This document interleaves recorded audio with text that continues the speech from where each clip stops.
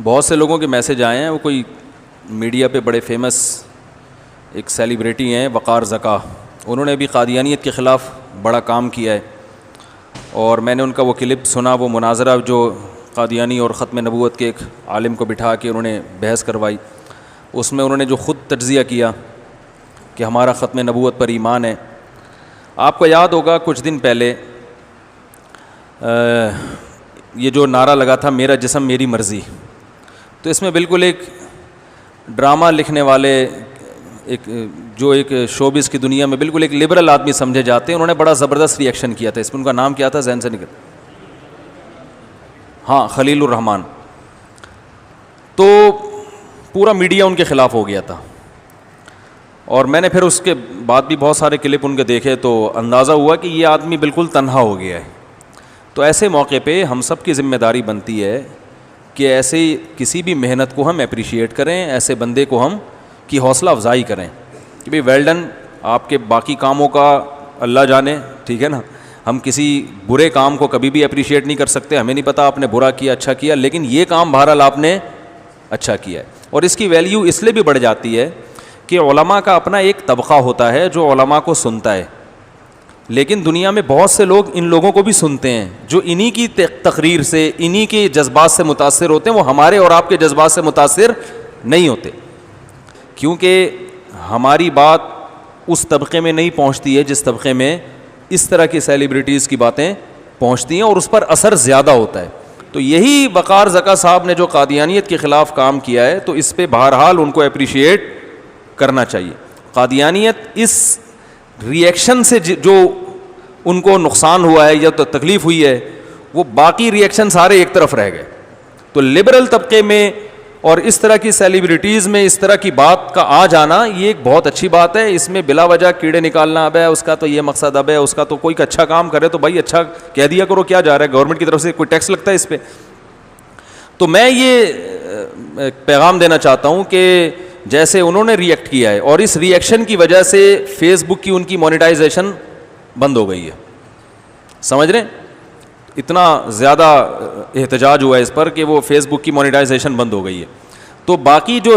ہماری جو سیلیبریٹیز ہیں جو میڈیا پہ آتے ہیں وہ بھی الحمدللہ مسلمان ہیں، تو ان کو بھی چاہیے کہ اس معاملے میں وقار زکا کا ساتھ دیں۔ وہ لوگ ساتھ نہیں دیتے تو اپنے طور پر ایک کوئی ویڈیو ریکارڈ کروا لیں کہ بھائی ہم اس مسئلے میں ہم جیسے بھی ہیں، بہرحال کلمہ گو مسلمان ہیں، ہم ختم نبوت پر ایمان رکھتے ہیں، رسول اللہ صلی اللہ علیہ وسلم کو آخری نبی سمجھتے ہیں۔ دیکھو حدیث میں آتا ہے کہ جس کے دل میں رائی کے دانے کے برابر بھی ایمان ہوا، بالآخر اللہ اسے جہنم کی آگ سے نکالیں گے۔ آپ صلی اللہ علیہ وسلم نے فرمایا کہ جب سفارش شروع ہوگی نا، نبی صلی اللہ علیہ وسلم شفاعت کریں گے، یار اے اللہ فلاں فلاں لوگ میری امت کے گناہوں کے سبب جہنم کی آگ میں ہیں، لیکن وہ میرا کلمہ پڑھتے تھے، ان کی یہ نیکیاں ہیں، تو نبی صلی اللہ علیہ وسلم شفاعت کریں گے، کرتے کرتے بہت بڑا طبقہ حدیث میں آتا ہے کہ وہ جہنم سے نکل جائے گا۔ تو آخر میں اللہ فرمائیں گے اب کوئی ہے سفارش کرنے والا، تو کوئی بھی اب مزید شفاعت کرنے والا نہیں ہوگا، تو اللہ تعالیٰ فرمائیں گے هل يبقى الا الرحمن، ابھی رحمان باقی ہے، میں نے خود اپنی مرضی سے تو ابھی نکالا نہیں ہے، نبی تو میری مخلوق ہے جو شفاعت کر رہی ہے، تو میں تو رحمان ہوں۔ تو اللہ کہیں گے کہ جس نے زندگی میں ایک بار بھی لا الہ الا اللہ کہا، محمد رسول اللہ، یعنی جس کے دل میں رائی کے دانے کے برابر بھی ایمان، اسے کچھ اسلام کا نہیں پتا ہو، کوئی عمل اس کی زندگی میں نہ ہو، سارے اعمال نامے برائیوں سے بھرے ہوئے ہوں، سیاہکاریوں سے بھرے ہوئے ہوں، کوئی ایک نیکی بھی نہ ہو، تو اللہ کہیں گے کہ ایک دفعہ بھی، یعنی مسلم تھا وہ، آپ صلی اللہ علیہ وسلم کا امتی تھا، آپ پر ایمان رکھتا تھا اور میری توحید کو مانتا تھا، بس ایسا بھی کوئی شخص اگر جہنم میں ہے تو اس کو بھی نکال کے لے آؤ۔ تو حدیث میں آتا ہے کہ یہ وہ وقت ہوگا کہ جب جو لوگ کفر پہ مرے ہیں وہ کہیں گے یا لیتنی کنت ترابا، ہائے کاش ہم مر کے مٹی ہو کے ختم ہو جاتے۔ اور حدیث میں آتا ہے کہ جو کافر جہنم میں ہوں گے وہ اہل اسلام کو تانے دیں گے کہ تمہارے ایمان نے تمہیں کوئی فائدہ نہیں پہنچایا۔ تم بھی بدعمال تھے, ہم بھی بدعمل تھے, تم بھی بدعمل تھے, آج ہم دونوں اکٹھے جہنم میں ہیں, تو تمہارا مسلم ہونا تمہارے کام نہیں آیا. ایسے موقع پہ اللہ کو غیرت آئے گی. اللہ کہے گا نہیں نہیں نہیں, جو میرے ماننے والے تھے, اگرچہ نالائق تھے, اگرچہ مجھے فالو نہیں کرتے تھے, لیکن میرے ماننے والے تھے, آج میں ان کو نکالوں گا. اپنوں کو ہمیشہ آخر دم تک ان کا خیال رکھا جاتا ہے.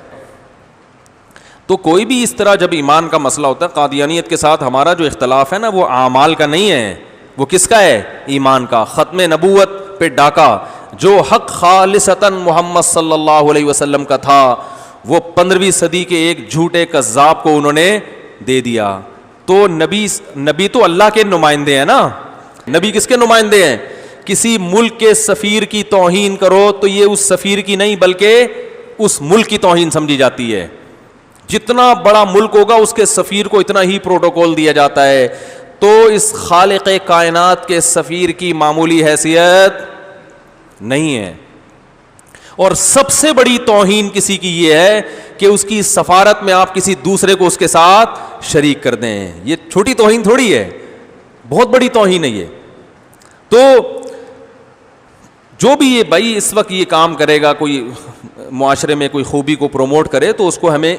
کم از کم اس کام کی حد تک اپریشیٹ کرنا چاہیے. تو اس لیے جو دوسرے ہمارے جو بھی شوبز کی دنیا سے وابستہ لوگ ہیں, ان کو بھی چاہیے کہ بھائی وہ بھی ساتھ دیں کہ بہت اچھا کام کیا, اور ہم بھی اس میں ان کے بولتے کیوں نہیں بھائی, ہم بھی ساتھ ہیں اس میں. تو اللہ تعالیٰ عمل کی توفیق عطا فرمائے.